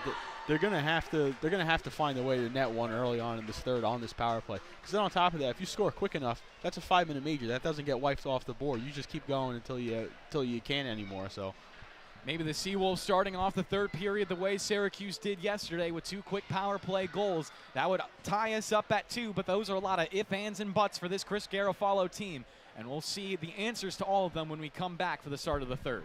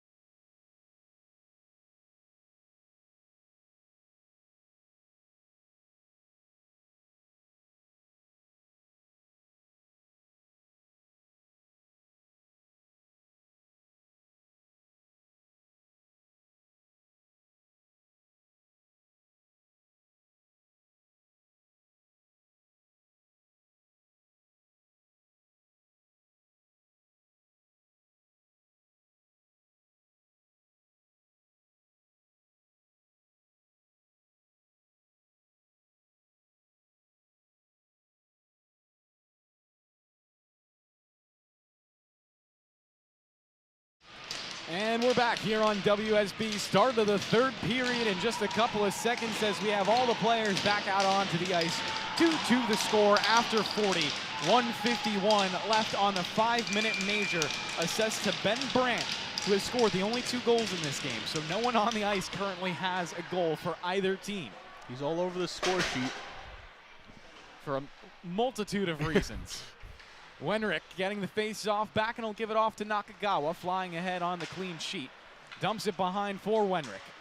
Attacks up the left wing side, gains the blue and rims it around.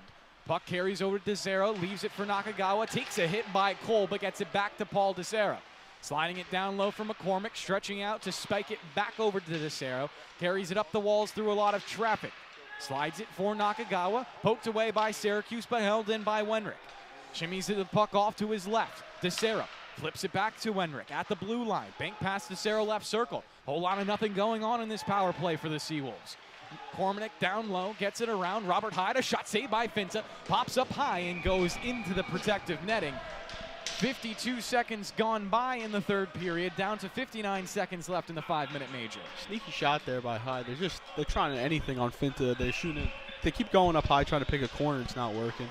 Then when they go low, he's just not giving much on those rebounds. He's just been so sound in his net today. Finta, the Brantford, Connecticut native, has started and played in 13 games so far this season. Pass goes off to Hyde, down low for Cormanek.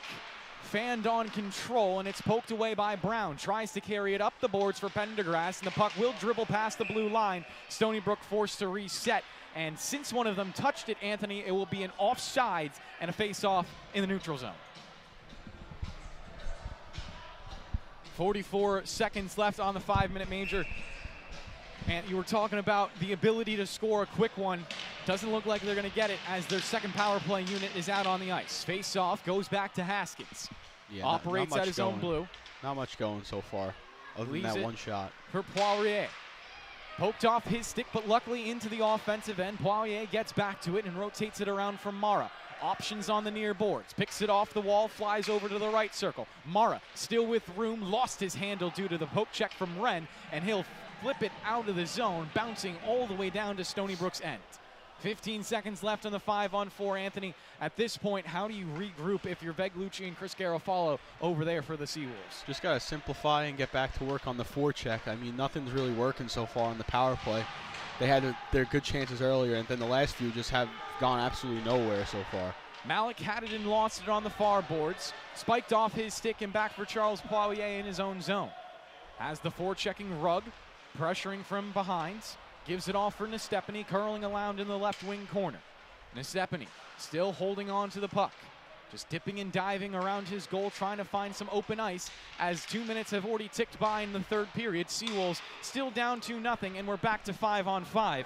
The only difference between these two teams is that Ben Brandt, their top center for the Orange, is gone, and Cormanek still in the game. Cormanek finds a turnover at the blue line. Sends it off to the right for DeSera. A shot deflects off a stick and goes out of play. A lot of one-and-done chances for Stony Brook as well. Not much going on the transition. But then when they do post up in the offensive zone, it's just, again, the rebound control. You got to give your cap off for both teams' defense in terms of the transition game, because we haven't seen a breakaway goal yet, Anthony. Yeah, we haven't, other than that one with Brandt, but with the gap control, other than that, there's been pretty much nothing going on off the rush. A lot of it's been... Cormanek, DeSera, a shot goes off to the left side. Karam's over to Trezera, and he'll spike it around the boards. Rims off to the right side. Valenti able to hold the zone. Cormanek bats it a little bit farther forward, but stepping in front is McEnroe. He'll go to the left circle for a shot, fought off by Heath Goldsmith. Now down low for Ted Valenti behind his own net. Looking to hit Cormanek on the near boards, and he swipes it out for Trezera. Jousted off his stick, goes back to Pendergrass, and he'll slide it past the blue line. Valenti, pressured by McEnroe. Gives the puck around for Hyde. Flips it over a stick, Trezera. Into the neutral zone now with DeSara. Challenging through two players, has it lifted away from his grasp by Nordwin, and back for Pendergrass at center ice. Pendergrass one-on-one against Malik. Just barely swipes it past Christian Malik, but he'll angle an attacker off the puck, and it goes back for the Seawolves below the goal line. Kowalski, not a whole lot of options, takes a hit from McCormick into the boards, but is able to just shimmy the puck up to Malik, who carries it past the offensive blue line. Christian Malik, one-on-one against Nordwin. Bumped from behind, off the puck, but has teammates to support him. Centering feed for the Seawolves. Malik 1-on-1 in front of the net and is wrapping around. The net did come off its moorings, but the referee keep the game going. Kowalski at the blue line. Slides it back to the right side. Poirier looking for options as he goes one hand on the stick. Poirier now pushed around, and we'll get a whistle finally from the referees. I don't know if that was called by the near or far linesman, but the net is still off its moorings, Anthony. A little confusing with about 4 minutes gone by in the third period. Yeah, I'm not sure what just happened there. The net clearly got knocked off a bit earlier, and instead of, he had time, the ref, to go and just, you know, kind of nozzle it back into place, but then they let about 30 seconds go off, and then suddenly they blew it dead. I'm not really sure what was going on. So it will all result in an O-zone draw for the Seawolves, still down by 2 scores here in the third period. Labos trying to win it back, but it goes right to the stick of McCormick, who will spike it all the way down the ice for another icing.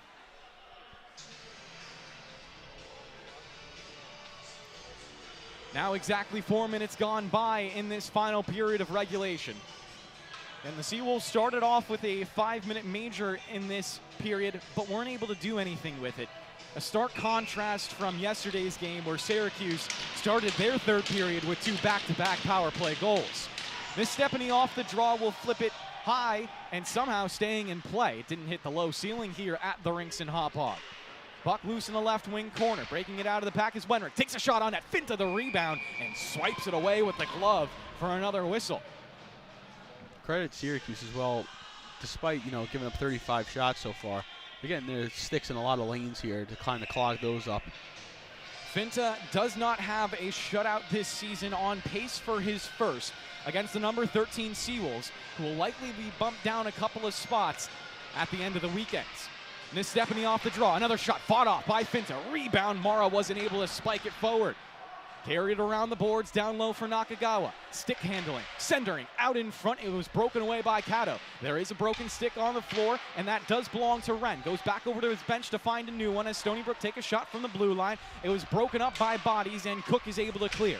Cook flying forward on the right side. Hit by Wenrick, separated from the puck, but it bounces back towards him. Now Wenrick will lift his stick to take control back for the Seawolves.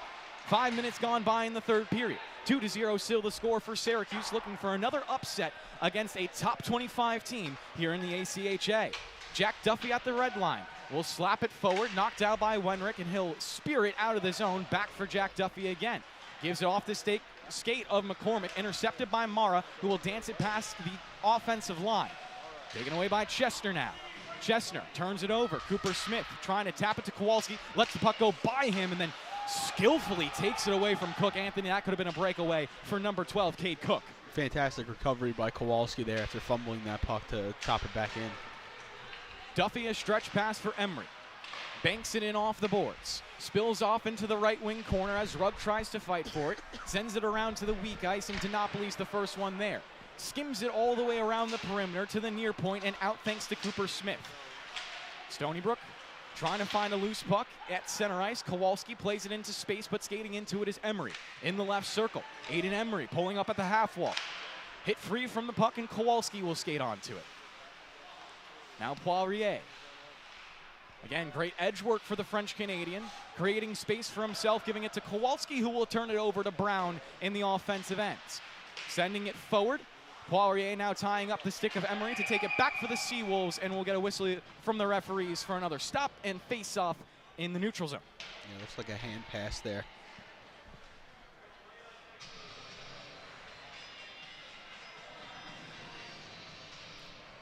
Looking for a particular name, Anthony? No, I'm just admiring your board. I think you do a fantastic job on your boards. Thank you.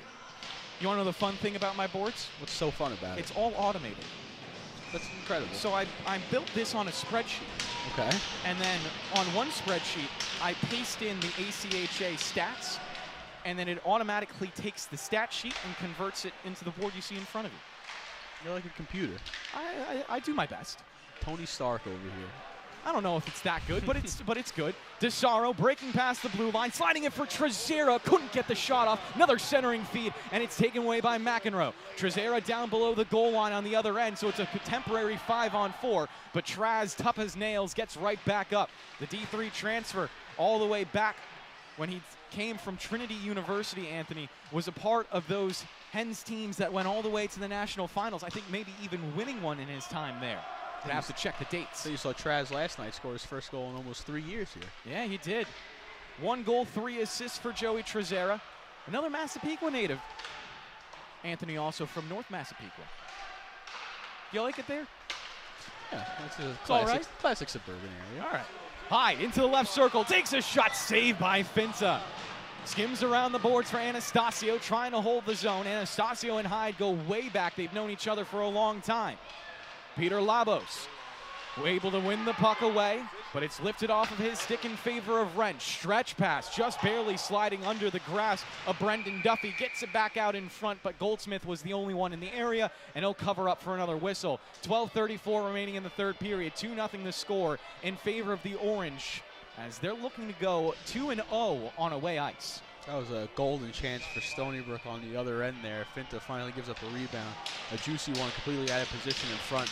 Unfortunately, there was nobody there for the team to put it in.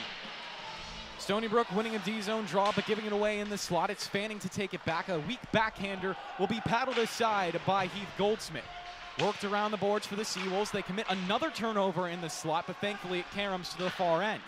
Ren this time to whirl it around.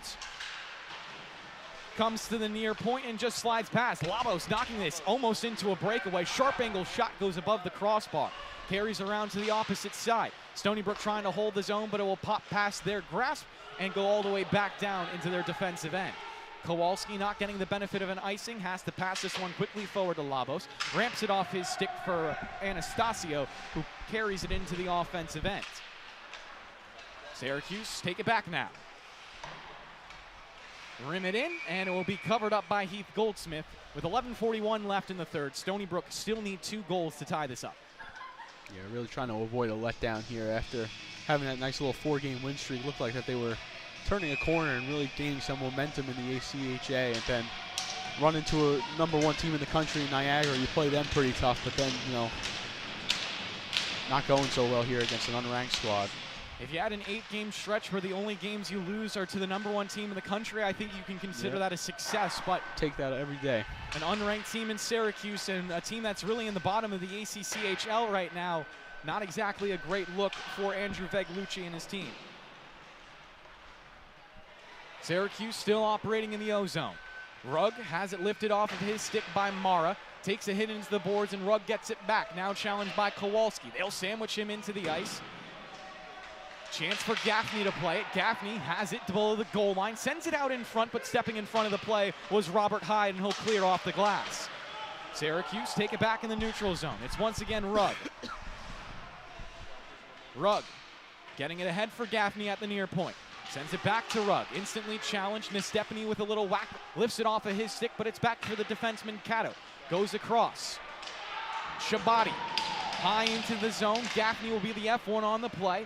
Puck won by Trezera, up the boards, taken back by Gaffney. Sends it to the blue line. Shabati, high slot, a shot blocked in front by Trezera, and he'll have enough room to eke this one past the blue line. Separates the puck and races to get it back. Cato got there first, and we'll get a whistle from the referees. Hand raise might be a penalty, Anthony, and I think it might be going against Gaffney. Yeah, it's going to be a hook.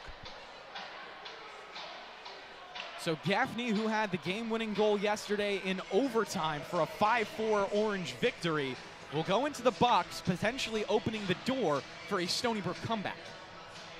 Yeah, Seawolves we'll see. Up 38-27 in shots. This is the one you have to have. Absolutely. I mean, how many power plays have they had today? Too many to count on one hand, that's for sure. Cormanick wins the faceoff. It's off for DeSaro. Controlling on the near wall, he'll start to walk right and pass right to Hyde. In the right circle, shot saved down low by Finta. Rebound well possessed. DeSaro onto it again. Saucer pass to Wenrick, goes down to the goal line with Cormanick. Back up the boards, DeSaro. In the right circle. Looks for his captain below the goal line. Path out in front. Shot, they score! Nakagawa out in front. Finds the first of the game. It's 2-1, and the Seawolves, with 10:04 left, can find a comeback. Syracuse is complaining that the net was knocked off there, but Finta slid over to his left and knocked it off, and kind of once that happens, that goal counts if you're putting that off yourself, even unintentionally. Nakagawa likely would have argued back that he was dead center on the shot anyways. Yeah. There's no way that it could have been an awkward angle. So Justin Nakagawa will pick up his 6th goal of the season, 2nd of this series. Really nice puck movement there. Finta with a sensational save on DeSaro at the side, and then Nakagawa's right there to clean up that rebound.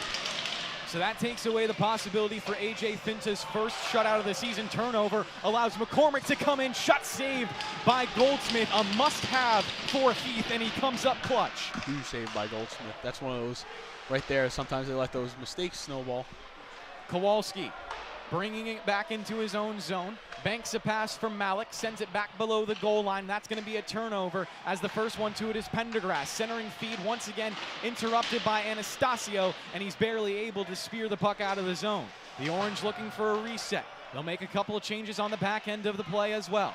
Down low in the left wing corner, Kowalski fights for it with 9:25 remaining in the 3rd period. The Orange break it out of the pack. Centering feed, McCormick couldn't get his stick on it. Back for Poirier. Dips it around the boards. Another centering feed. This time Malik finds the intercept. A backhand to clear the zone, and he'll give it over for Anastasio. Pokes it right for Poirier. Back to Anastasio. Centering feed. Didn't have anyone home to poke it through. Trezera now battling forward in the right wing corner. Hit from behind, and we're going to get another penalty, this time on Stony Brook, Anthony. They're giving a little momentum back. Looks like it might be Anastasio again.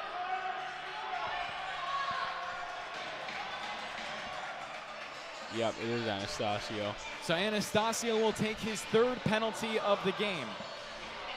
With 8:57, 2 of these minutes at least, or at most, I should say, will be played 5-on-4 for the Orange, trying to hold on to their 1-goal lead, as they've received excellent goaltending as well from A.J. Finta. Luckily for the Seawolves here, their penalty kill has been one of their stronger parts of their game today. So they will need that to be up to task again. And then obviously Heath back there, need him to be a brick wall. On the season, the Seawolves are killing off 73% of their penalties. Coming into this game, it should go up a little bit higher. Brendan Duffy at the far half wall, passing it to the goal line. It's taken by the captain, Chesner, and he whips it up ice. Chesner gets it to Duffy, now back to Chesner. Goes to the blue line, looking for Duffy again. They'll switch it to the near side of the rink. Instantly pressed is Emery, almost into a turnover. Gets it down low. Brendan Duffy out in front, but Chesner couldn't pull the cord on the shot. Chesner, left circle again, down low, Brendan Duffy, centering feed. Goldsmith had it go off his pads, almost into the net, but somehow keeping it out. Duffy holds the zone, gets it off for Chesner. Duffy again, right circle, centering feed to the opposite side. Chesner had it, didn't like his shooting lane. So the captain will control. Dancing to the dot, gives it down low, Brendan Duffy. Below the goal, Duffy gets it off to the near side of the ice, almost hit by Trezera, pulls the puck away from Traz's control, and gets it back to Chesner. Rotated up high, and Duffy control, not finding it there, and he'll go past the blue line, and the Seawolves will kill off a little bit more time. Trezera pulls up below his own net as the entire Orange team goes for a change. He'll whip it down the ice, and it will be saved technically by Finta. Not that he had much of a challenge. Leaves it behind the net for Syracuse to get this 5-on-4 rolling again. Nordwin gives it up for Rugg, now back to Nordwin. Rugg gets another pass from Nordwin. Fires it down below the blue line. Carries all the way around to Haskins on the far end, joined by Nestepany, and he'll pinch it off the glass and out. 20 seconds left in the 5-on-4. 7:15 in the game, and Stony Brook trail 2-1. Nordwin gives it back. This is Carter Rugg. Across the ice, Wren. Intercepted by Renrick at his own blue line to kill off a little bit more time, but forced through regardless. Gaffney on a shot. Tripped up by Wenrick, but no call coming from the referees. Crucial with only 6:53 remaining in regulation. Yeah, they got away with one there. Mara against Wren down low. Forced into a turnover as Cook skates onto it. Pinches it against the glass, just trying to kill more time. It squeaks free for Gaffney. Instantly gets hit by Haskins. Still in the corner with 6:36 remaining. Shots are 40-28 right now in favor of Stony Brook. The difference has been A.J. Finta being a brick wall in the net. Nestepany will carry it to center ice. Looking down the zone, he'll swirl it off the end boards. Taken back by Cato. Instantly shimmying a pass up, and will be rifled ahead by Wren. Syracuse will once again go for a line change. Stony Brook will match with their forwards, but Poirier and his defensive partner Kowalski stay on the ice. Poirier gliding all the way through the zone, but he's called offsides as he goes past the blue. And Robert Hyde is frustrated with the linesman. We'll take another face-off, 6:05 left, Anthony. He was offside. That was the right call. So it looks like we get a little bit more mismatching of the lines. It's going to be Hyde, Cormanick, and the final forward out there will be Tesaro. Again, the top player for Syracuse, Ben Brandt, who has 18 points in just 17 games played, is out due to the 5-minute major he took in the second period and a game misconduct for head contact. McCormick sends a pass to his defensive men over in Shabati. Worked up the far side and into the offensive end. Stony Brook will respond by lifting it high off the glass over to the far point. No penalty called on Cormanick despite the fact that the entire orange bench wanted one. Kowalski in the left wing corner goes ahead for his captain. Pass banked off the boards but intercepted by Shabati. He'll lift it into the offensive end once more. Cormanick going back for the puck. Looking to the near side. Hyde trying to tap it back to Tesaro. It's intercepted. McCormick taken away by Hyde. Hyde at the red line. He'll elect to fire it down the ice. Carries around the boards. Chestnut getting there forced. Pressured by Tesaro, and the puck will stay in the offensive end thanks to Valenti. Fires a shot off the boards. Hits traffic. Almost pops free to Tesaro, who is alone. Make that Mara. He goes up to the blue line. Mara trying to get into the slot, has his stick tied up, taken away by Wren, and he'll skate it north himself. Pressed into the boards, he'll turn it over to Valenti, across ice Labos, trying to dump it in, but just fanned on the attempt a little bit. Jack Duffy now stepping in front of him, and Syracuse will bat it towards the offensive blue line. Back with Nakagawa, we'll get a whistle from the referees. I don't think this is going to be a penalty, Anthony, as it's just going to look like a face-off from the neutral zone. Yeah, it looked like maybe another hand pass. 4:37 remaining in the third period. 2-1 the score in favor of the Orange as they look for another upset on the 13th ranked Seawolves. Stony Brook would become 4-1-3 in ACCHL play. Still above Hockey 500 technically, but not exactly feeling as good as they were coming into this weekend. Trezera below his goal line, outlet pass to Labos, looks to the middle with Nakagawa, and he's up past the red line. Nakagawa flipping it around. Brown then gets wrestled down to the ice. No penalty there from the referees for interference. Stony Brook can't hold the zone, but Labos takes a nice chunk away from Brendan Duffy, still works past it and brings the puck into the offensive end. Stripped by Valenti, then Valenti turns it over to Wren, passes it over to Duffy, takes another hit from Mara, now gets tied up and we'll get a penalty. That'll go against Brendan Duffy, so Mara with the smart play to walk away. Stony Brook will go to the power play. It's delayed right now. Labos ahead. Heath Goldsmith finally goes out of his net for the 6-on-5 attack with under 4 minutes to play in the third period. Labos smart play to go all the way back to Haskins. Stony Brook will make a full line change right now. Haskins challenging ahead, leaves it, and will be touched up by Rugg. Obviously can't shoot at the empty net, but it will be a power play with 3:35 remaining in the third period. Still pretty sloppy there. On that delayed penalty, Labos took the puck back in his own end to try to rally the troops, and Stony Brook had only four players on the ice for about 5 or 10 seconds before anybody noticed that. Goldsmith as well didn't leave the net until the puck was brought into the offensive end, and he was sure that it wasn't against the Seawolves. So a little bit of communication. It's the small details that have been eluding this team.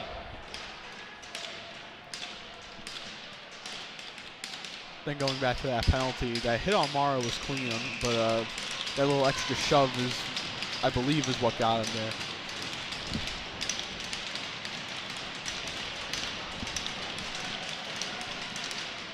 So the puck will be dropped in the left circle for Cormanick.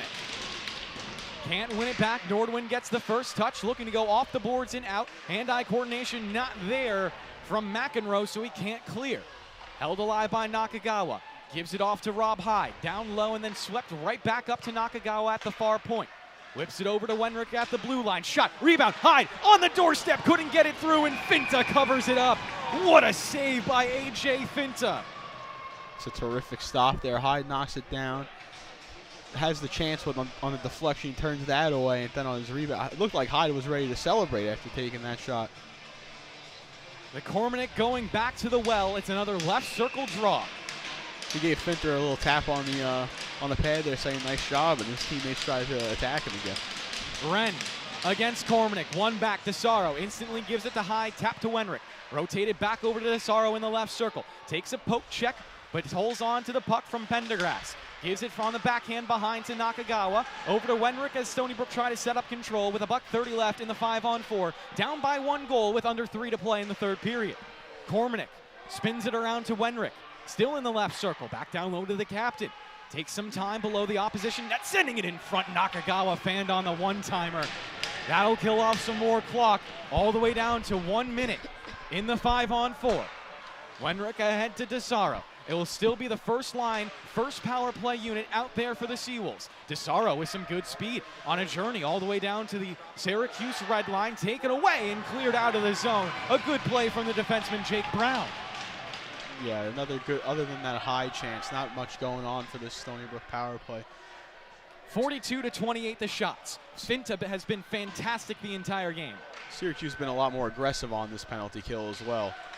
Mara with a head of steam, past the blue, slides it left, Labos, right back in front, but Mara couldn't handle the pass. It goes off to Nestepany, carries it down below the boards. Cato battling one against Labos. He'll take it away and give it up the wall for Haskins. Walks right at the blue line, passes left. It's Mara, left circle, into the slot, couldn't fire his shot. Poirier will hold the zone, right circle now, looking for something down low, and it whistles wide to the left side. Karams all the way out to the end. 7 seconds left in the 5-on-4. $1:30 in the third period. Do you imagine Heath Goldsmith is leaving his net soon? Yeah, I'd imagine once they get this over the red and kind of dump it in, get some possession, he's going to be on his way to the bench there. So Stony Brook taking a second to set up in their own zone. Haskins now starting his march forward. On the left wing is where he attacks. Gains the red line and dumps it in. Held up below the net by Finta. He'll leave it for Nordwin, looking for Fanning on the outlet. Fanning, a little bit of trouble on the clear, gets it onto his backhand, fires it over to Nordwin, cleared. Empty net, not yet for the Seawolves as it will go down for an icing. Nordwin with a huge mistake right there. 1:06 left in the third period. Stony Brook will get an O-zone draw and can pull Heath Goldsmith now if they want. Yeah, he's going. Looks like he's on his way to the bench. I believe they just called a timeout. They did discuss here.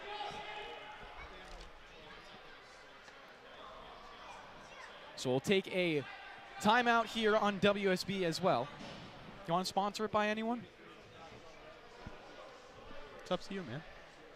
Sponsored by the Statesman. That's good. That's a good plug. Go read Brandon Daniello's recap of this weekend series. Braden Daniello. What did I say? Did I say Brendan again? I don't know who Brandon or Brendan is, but Braden. it's not him. Good old Braden. I hope you're listening, Braden. We love you, Braden. We do love you.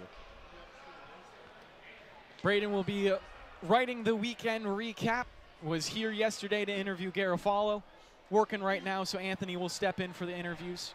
The master of the interviews, Anthony DeCoco. Thank you so much. No problem. You're too kind, Kevin Broderick. I'm a happy person. You are. What can I say? I'm a Jets fan. I have to be. Yeah, we have to. You know, it teaches us a lot of lessons. It does. Jets fans have more moral character than Giants fans do. Jets fans have more moral character than pretty much anybody. I don't know. Is there a more miserable franchise than us? I can't think of any of them. Brooklyn Nets. It's up there. Browns are up there. Browns are up there. Stony Brook coming out of the timeout. It will be an empty net with 1:06 remaining in the third period. The captain, Cormanic, will take another left zone draw. Wenrick lining up in the spot right behind him. Hyde, Nakagawa, DeSaro, as well as Mara. Round out the units out there, and it looks like we'll get another timeout, this time taken by Syracuse. This timeout sponsored by Matthew Mankiewicz. There you go. There you go. Reminder that from today, 10 to 12, WSB 90.1 FM. We're going to have our sports section weekly Sunday show. Lots to talk about. Stony Brook football over. Stony Brook basketball, men's and women's, looking pretty good to start off the season. Obviously, we have the series played in front of us right now. Volleyball winning one round of playoffs, then getting knocked out by the Campbell Camels. A lot going on in the world of Stony Brook sports right now. A lot going around.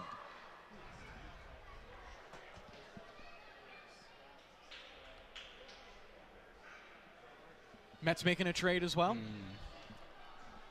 Tough day. Tough day. Tough day for America. Brandon Nimmo. I'm sure George will have plenty to say about that trade, Anthony. Yeah, George the Tank Karatzis is going to be going nuts on that one. George the long-winded ranter Karatzis.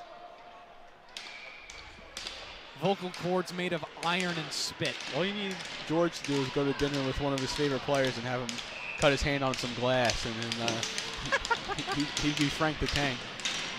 So we'll set the scene again. 1:06 left in the third period. No more timeouts. It's a 2-1 game. Syracuse on top. Kormanek will take the draw from the left circle with an empty net behind him. Trying to win it back and gets it to Tesaro. Quickly flipped around for Mara. Holds it at the blue line, passing it back to Tesaro. High slot, left circle. Nakagawa feigning on the shot. Then centers it. It's knocked aside by McEnroe. Loose for the orange, and they'll clear it out of the zone. Here comes Wren in a foot race against Wenrick. He'll win it, so no icing. Wren down into the right wing corner, trying to pinch the puck between his skate and the boards as he's hounded by 3 Seawolves. It squeaks free, and Robert Hyde will let Tesaro take over with 40 seconds left in the third period. Here comes Kormanek, stick lifted from behind. Slides a pass over to Nakagawa, but it's speared away from his control. Down to 30 seconds left in the game. Colin Wenrick, long home run pass onto the tape of Tesaro. Holds it at the blue line, across for Nakagawa. Slide through his skates, but goes off to Hyde for a shot. Finta save, rebound, trying to get it back out in front, and Hyde is taken out from down low. Whistles from the referees as a fight breaks out afterwards. Kormanek pressed by 2 different orange players. It's McEnroe and Duffy there to give him a hard time. Kormanek's been at the center of a lot of stuff today. 19.9 seconds left in the game, as the scratches from Syracuse give the business over to Mara and Robert Hyde. As we wait for the referees to work through this chaos, 43-28 are the shots, Anthony. Finta has been doing spins, backflips, headstands, anything to keep the puck out of the back of the net. He's been the story of this game, even on that last sequence again. Robert Hyde had 2 or 3 whacks at that, and he just stands his ground there, swallows up the rebound, and then chaos ensues for about the 25th time today. This is about the greatest goalie performance that I've seen since Matvey Kazakov was a starter goalie for Stony Brook just a couple of years ago. Yeah, a terrific game, especially with the sheer number of shots he's faced, too. This isn't a performance where he's going up against like 25 shots here. He's at 43 right now. Stony Brook trying to force another game into overtime. Mara will step in for the draw on the right side. 19.9 seconds left for the Seawolves. Mara wins it back. It gets over to Nakagawa. Up top to Wenrick at the blue line. Pressured instantly, slides it over to Tesaro. Gets loose in the slot. A shot. Rebound comes out in front, but Hyde couldn't pull the trigger. 9 seconds left. Wenrick trying to hold his own. Bats it in the air. It's still rattling around. 3 seconds left. Centering feed. Tesaro saved by Finta. 1 second left, and AJ once again robs the game. AJ Finta there in that final 10 seconds, 2 point-blank stops right on Paul Tesaro, who's been Stony Brook's most lethal offensive performer this year. Absolutely incredible shot, and he's just up to the task. Tesaro has 12 goals in 13 games played. We're robbed there twice, and one more puck drop will do it.